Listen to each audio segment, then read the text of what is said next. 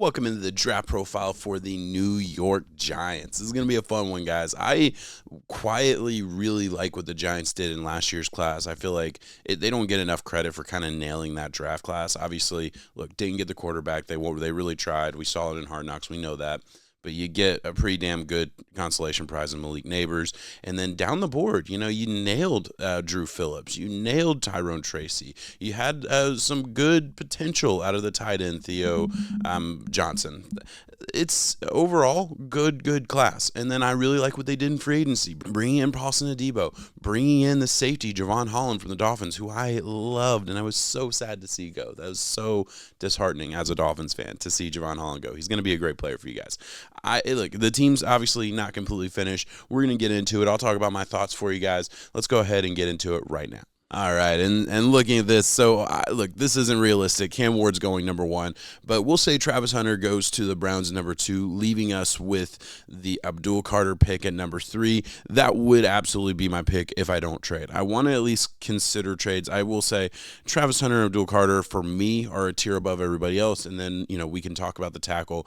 Ashton Jeanty would be in that conversation. He's a running back, so just the positional value can't put him in that conversation in a real way. But we're in a spot where this feels like the most likely trade down spot. The Giants have Abdul Carter on the board, but we already have Thibodeau, who is disappointed based on his draft position, but he's a solid edge rusher in the NFL. And then obviously Brian Burns is a monster. He's awesome.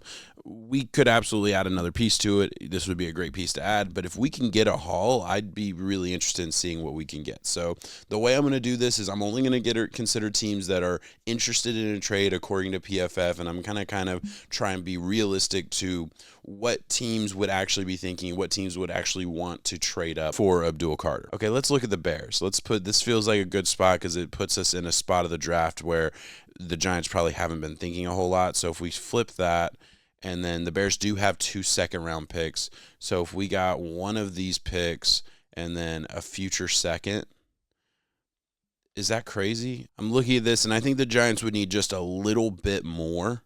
So I'm thinking maybe like a pick swap or something like that. Let's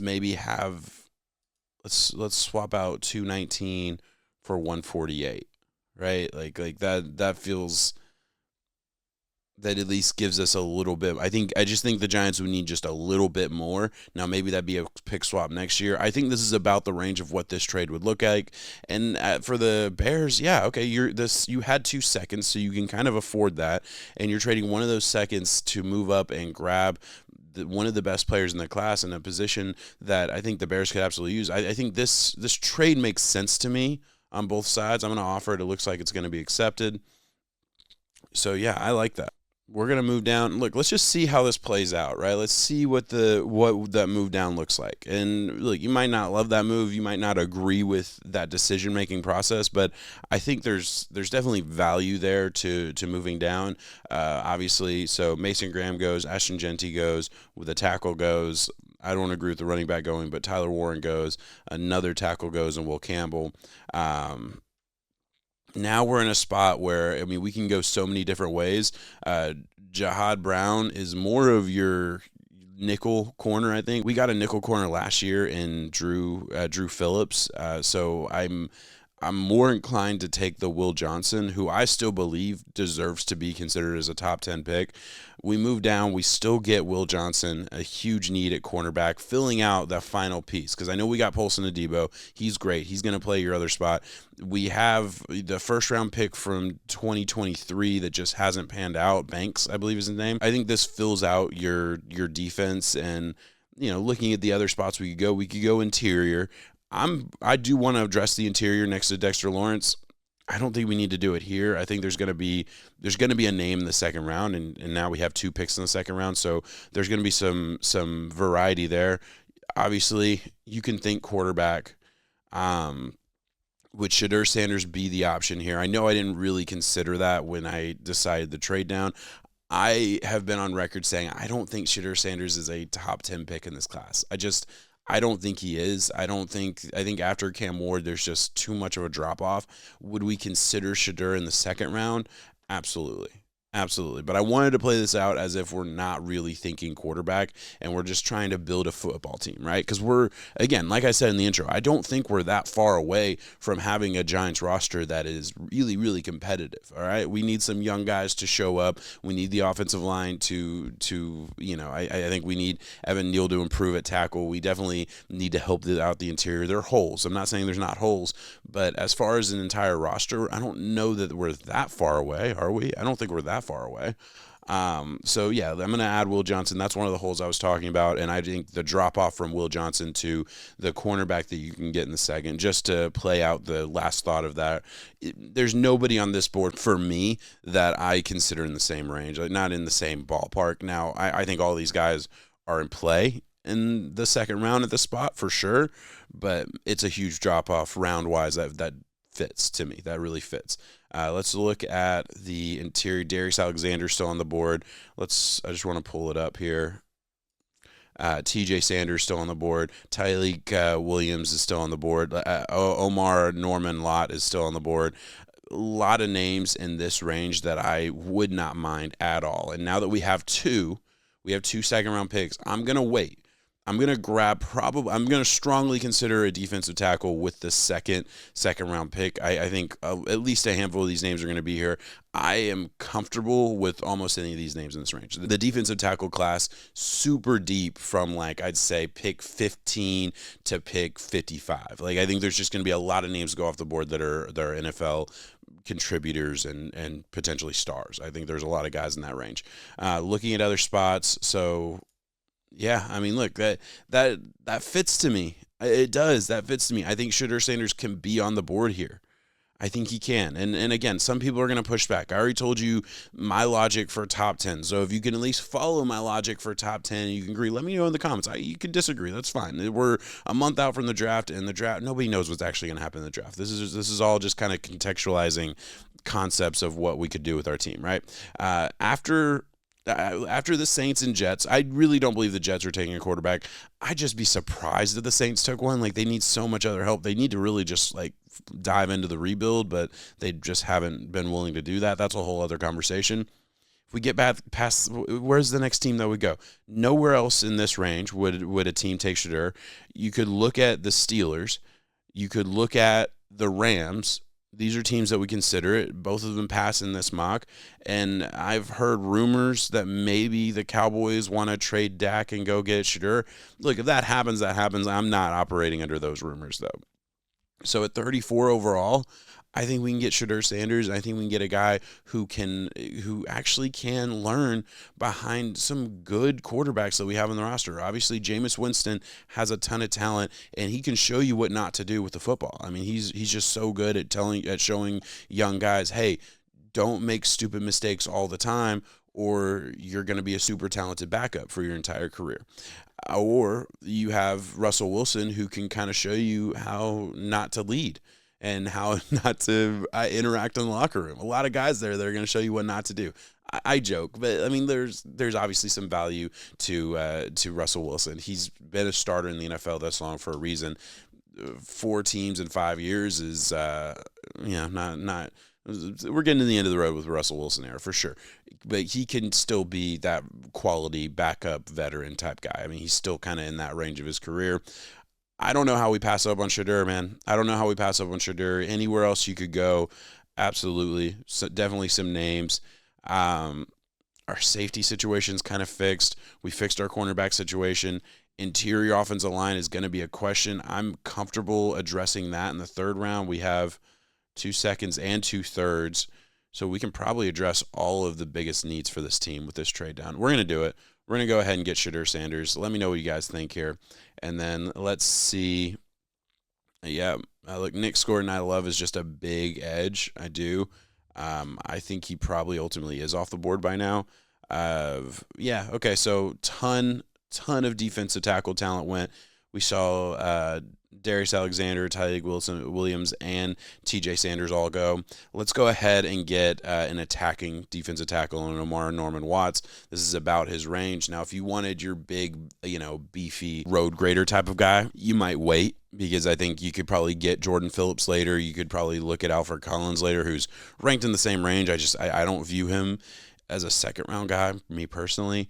Yeah, I think Shamir Turner is a guy who can play all over the defensive line. He's got a lot of value, but Omar Normal Lot it's got a little bit extra juice, so we're gonna take him. And I haven't drafted him in any of the mocks I've done yet, so that's fun. All right, and to start the third round, we have a ton of premium guys I really like. Mason Taylor. That is my boy, Jason Taylor's son. I'm a Dolphins fan. This is a dog. He's a good all-around tight end. I would have expected him off the board in the second round. Josiah Stewart, he's smaller, speed edge rusher that has some value. He's on the small side though. Dylan Sampson, I love at running back. Darian Porter, he's your transition from wide receiver to corner. Has a ton of length, a ton of ball skills. Not much of a tackler. Obviously, we don't need cornerback by any means, but I'm just talking through some valuable options at the top of the third round. Where do we want to go? We could absolutely address the offensive line. We have 2 tackles still on the board. Mbao has a ton of potential. Trapello Ozzy over here from Boston College, I view as like your classic swing tackle. It's tough for me to take a guy who I'm projecting to be a backup tackle in the NFL in the top of the third round. So that might just be, I view him a little differently than the way PFF does. If we wanted to go interior, Tate Ratledge would be a name. This tackle out of Arizona, who I can never say his last name, would be somebody I would consider. These are the names here. Oh, Charles Grant. Charles Grant would be, I have him in the same range as the rest of these names. Charles Grant would be a guy I would really consider a tackle. And the other position I hadn't considered yet, I haven't looked at, is wide receiver, right? Wide receiver, man, okay, we have some names here. Trey Harris, I've done mocks where I've had him go off the board in the first round. Like, I think he's that type of guy. Jalen Knoll, I don't love his hands. That's kind of one of my bigger issues with him. He has a handful of drops in his resume. Very explosive. Another guy, like, if he's here in the third, wow. In the wide receiver, there's plenty of wide receivers that have gone off the board. I'm just going to go back and look. Jaden Higgins is gone. Restrepo is probably not going to go second round anymore. Jack Beck, I don't see going second round. Okay, so look, I'm going to sit here and tell you I disagree with PFF's rankings of these wide receivers to the point where I just don't expect these guys to go. Kyle Williams is a guy who probably off the board by now. Jalen Rose I could see being here, but one of them's going to be here. I mean, like, I could see at least one of these guys being here. Man. And look, Savion Williams, not a guy I would ever consider in this range, but he's kind of your classic, he's more of a gadget playmaker than he is an actual receiver. He doesn't have a ton of wide receiver skills yet. Isaiah Bond is another guy where it's like, obviously, I have some questions about his ability to play wide receiver at a high level early on. I think he's way closer than Savion Williams is, but for me, he's still kind of a little bit more of your gadget guy too. That might be a little bit more of a bold take. I don't know that everyone would agree with that in the community. That's just my take. Man, it is tough not to look at receiver. Obviously, we have Neighbors. We have Darius Slayton. Hyatt out of Tennessee a couple years back hasn't really done much. I'm going to go wide receiver, just because I think Trey Harris fits the mold of what we need the most, right? We have Neighbors, who is incredibly explosive, and I mean, he's your clear-cut number one. Trey Harris would be your X receiver, but he adds an element of speed. I think he has like AJ Brown potential. I really do. I think he could be that level of a player. That's kind of my high-end comp for him. I definitely understand why he's still here, limited route tree. But in the Ole Miss offense, I mean, that's the same story for Ole Miss. Seems like every year for all their wide receivers. I could make an argument for Jalen Knoll, like I said, very explosive, but he's more your slot guy. You have Darius Slayton, who I think is more, he can play inside, outside. He's kind of a utility guy who can do pretty much anything and be, consistent, solid receiver on that roster. But, man, Trey Harris, I'm going to go ahead and take. I'm going to take Trey Harris. I just love his talent. Look at that name that I was really thinking about at the beginning of the third round, still sitting there. And, look, I'm not going to sit here and tell you that this PFF system is perfect by any means. It's not. We lost all our other pieces. I think you could probably move him inside if you needed to, if you wanted to keep going with the Evan Neal experiment. But we have to add another piece to the offensive line. Interior isn't great, but we added some pieces in free agency. Not any big names, but we add some pieces. Look, you could definitely argue that we probably could have waited on wide receiver, gotten a solid player that would be impactful. Kyle Williams being here, I'm just taking him off the board. He's not going to be here at the end of the third round. I think we've kind of everyone's caught up to the Kyle Williams show. I think we got to go Charles Grant. We got to go tackle here. I could see him being a third round guy, but I do think he goes off the board a little bit earlier. All right, and just 6 picks later, let's see who went off between Charles Grant here. Harold Fanning Jr. is a name I definitely would have considered. I think he could be one of the best tight ends in this class. I know we got Theo Johnson last year. I wouldn't have a problem drafting another tight end in the middle of the draft, especially if there's value. I probably wouldn't have looked at Tez. Oh, Damian Martinez. I bet that's probably a teardrop for me at the running back position. Yeah, a little bit. Tootin is in that ballpark. I've mocked Tootin to so many places though, and I'd rather add more of a bruising guy. I'd rather add more of like a physical presence to pair with a Tracy. Excuse me, I lost his name for a second there. So I'm thinking like Kyle Monunga. I would love. Jordan James has a good blend of both power and speed. Ollie Gordon is just huge, and that's about all he is. All of those guys, could they be there in the fourth? Could they be play in the fourth? Some more than others in those three names, but overall, I think I'm comfortable with grabbing them in the fifth. I think in real life they're definitely going to be available in the fifth, and in this mock they're definitely going to be available because I know how PFF works at this point. So we're going to avoid that. We could absolutely go a lot of different directions here. If we wanted to add another interior defensive lineman, I love having rotations. So that's a position where you just need to have bodies. You need to have more and more names. You could definitely do the same thing with corner with a Dorian Strong, who's more of your zone lengthy corner that would fit a role. Let's go ahead and look. Look. I think you can go a lot of different ways with this. Obviously, I'm probably overthinking this spot. Ooh, Gunnar Helm is here. I really like Gunnar Helm. Pass catching tight end. He didn't run great, and for what he's going to be in the NFL, you would have liked him to. But he had a sprained ankle. He really shouldn't have ran. He should have just bowed out of those drills because he has good play speed. I feel like he's great with the ball in his hand. Really fun player to watch. I know we just got Theo Johnson last year. I have no problem adding another name to this room, especially in the fourth round. Not obviously a high value pick, but I think we're going to go here and just round out another weapon for passing attack for hopefully Shadur Sanders, but whoever ends up being the guy. In the fifth round, like I said, I want to address interior at least a second time. I think Charles Grant could move inside for a year, or maybe Evan Neal does, whatever you're going to do there. I think we can address the interior. We're okay at center. Let's go ahead and grab my favorite guard on this board, which is Tyler Cooper.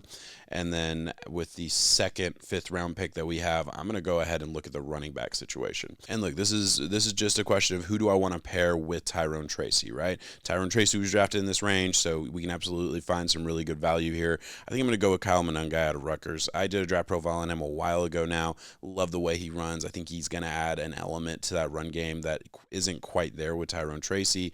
Maybe not as explosive as Tyrone Tracy, and we could definitely find guys in this range that are as explosive as Tyrone Tracy, but I don't think we need that. I think I want a little bit more power, and he's not the biggest guy in the world. What's he put at? 5'9", 209. Okay, a little bit smaller than I remembered. As if they sold his loved ones before the game. Yeah, that's accurate. The way he runs, far more about the way he runs than his size. I was gonna say, I know I had a good feel for him, but I did a whole draft profile on him, and you can check that out if you're interested. Look, he has a little bit of Isaiah Pacheco. Funny enough, they went to the same school, but obviously, that's how he runs, and there's some value there. And then we're falling all the way down to the fifth round because remember in that trade, I think we sent one of our sixth over to get an earlier pick. I think that was one of the fourth round picks that we just spent. And then with the last pick, look, I try not to overthink deep seventh round guys because who knows? It's such a crapshoot. I'd like to just grab an athlete on the back end. So grab an athlete out of Ohio State, played in big games, played big moments. Overall, I really like this draft class. Let's go ahead and look at it here, man. With the first pick, the trade down. I don't hate that at all. I do not hate the trade down, moving on, not getting Abdul Carter, not really addressing edge at all. But I mean, we traded 2 seconds for Brian Burns a couple years ago. We're paying him. We're paying Dexter Lawrence. So, we have pieces there. Thibodeau obviously has not lived up to the hype, but he's definitely a name. I don't think that's the biggest need on this team. And obviously, if he's there and you take him, I have no problem with it. Every team in the league can use another great edge rusher. There's no shortage of need there. But Will Johnson, bigger need, definitely going to go in this range for me. I've seen a lot of mocks where he falls. I know the injuries are a concern. It's not for me. I don't know. It's just not. I'm dying. I'm officially dead on the hill that he's going to be a top 10, top 12 pick. I really believe that. And then we got Shedeur back into the second round. I like this range for him. I think this is really where he goes. Now, in real life, would the Giants probably trade up into the back end of the first just to secure their guy? Probably. Yeah, for sure. But in this mock, I didn't really have a good way to trade up, so we didn't do that. I love the D tackle that we got in the second out of Tennessee. I really like him. Will Harris, huge value in the third round. If he's there, that's insane. I guess I could see it. I mean, this draft's going to be so crazy. I could legitimately see him sneaking into the first round if a team falls in love with him. I've fallen in love with him. He's one of my. He's probably a top 5 wide receiver for me. I haven't done like official rankings or anything, but he's up there. I really like this dude. Maybe not top 5. I don't know. Maybe he's top 7 probably for sure. Charles Grant, great tackle out of William & Mary, smaller school. Obviously, there's going to be a learning curve, so that's why he's going to be available in that third round range. I think he probably goes closer to the beginning of the third round than the end of the third round, but you get him here. That's awesome. A Gunnar Helm, another guy that's like, man, he could go in the second. He could easily go in the second. I don't know. And then you round out the rest of the draft and go interior, go running back, and then add an athlete at the back end just to fill out the class. I mean, look, you get into the 7th round at least for sure, 6th and 7th round, and you're just talking about lottery picks. You're just talking about guys that you want to hopefully make the team at the very least. So yeah, I'm not super worried about that. Overall, guys, let me know in the comments what you thought about this mock draft. Have a lot of fun doing stuff like this. I do have a 2-round mock draft that I did a couple days ago. I have a ton of draft profiles out. If you're interested in the draft, like and subscribe. It helps out the channel a whole lot, and I definitely think you can find some value in a lot of the stuff that we got here. So thank you so much for watching. Peace.